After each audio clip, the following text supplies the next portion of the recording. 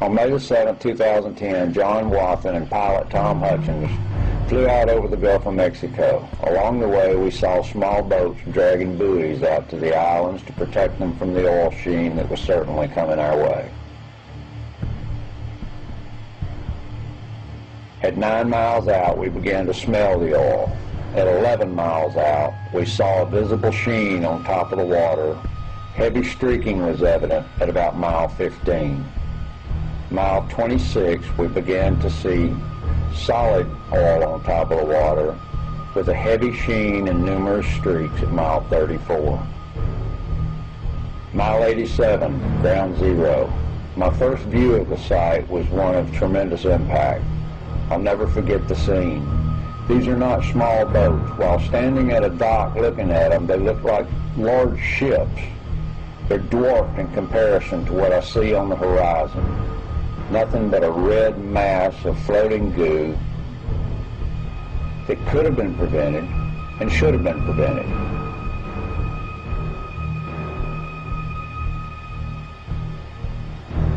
I was horrified when I looked and saw how many boats there were on the horizon that didn't seem to be doing anything at all that was effective.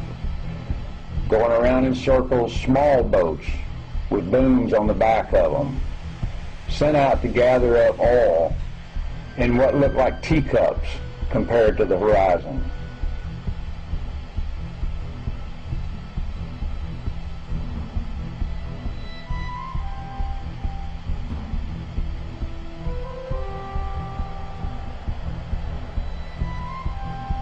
We counted 30 boats in the pictures, all floating around while this stuff was headed for shore. Nobody seemed to be able to do anything about it. For the first time in my environmental career, I find myself using the words hopeless. We can't stop this. There's no way to prevent this from hitting our shorelines.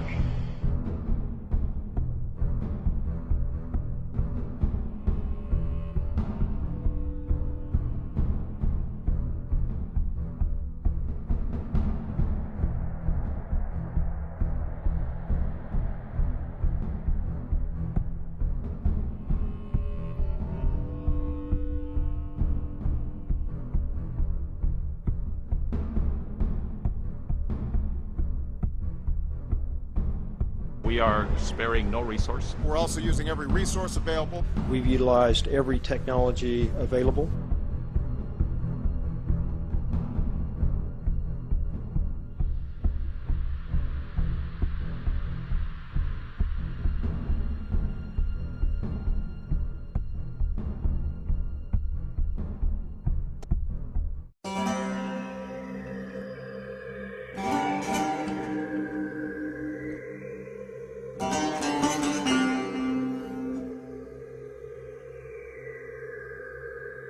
Take one.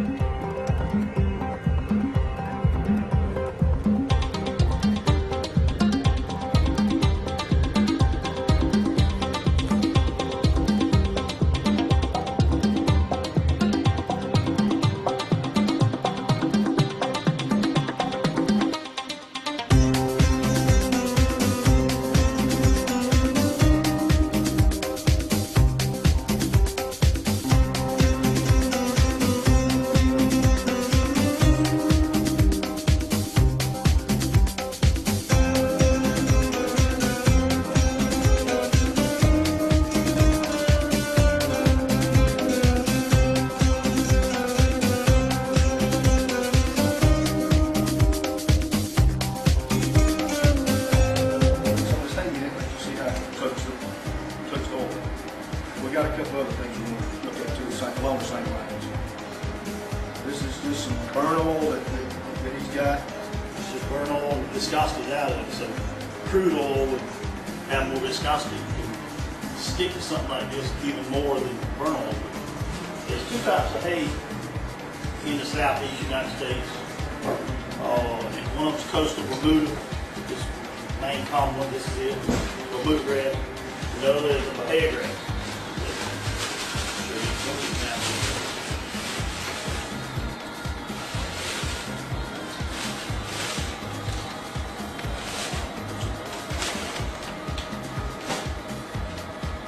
If you simulate wave, you know, this is, I'm only going to do this for just a few seconds, whereas it can stay in the water for hours and hours and hours, maybe days. The hay won't sink, period. I mean, I've been in erosion control 20, 25 years, and it'll just float to the edge and stay on the edge. As far as getting it out of the water, this is, I've grounded all kinds of stuff in the last few days. This right here is about as green and about as simple as it gets. Now this is just in a few minutes. Now pay no attention to what's around the edge. There ain't no bowl up there in the ocean, there ain't no edges, so this stuff's gonna float and mess around, flop around in the waves. Look at this hay right there. Look what's attached to it. Look at that. But if you've got this known all over the southeast, you could have a lot of hay coming to go on barges to go out to blow in the middle of that. Just blow it out there in the wind. It can't screw up. Because it's going to float around and float into the oil. And it'll attach itself to it.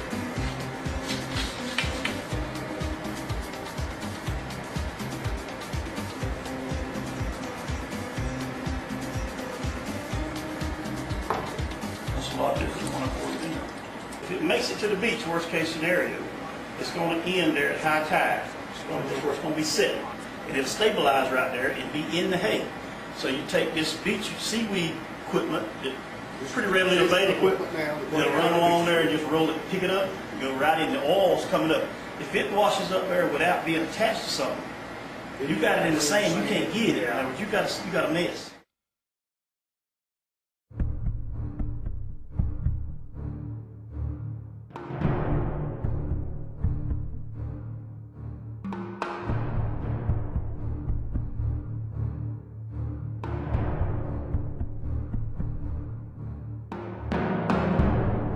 Louisiana crude oil was poured into the boomed area and left to spread out over the water. Solidifier was then sprayed from the side of the tank onto the crude oil, concentrating the spray on the leading edge of the oil.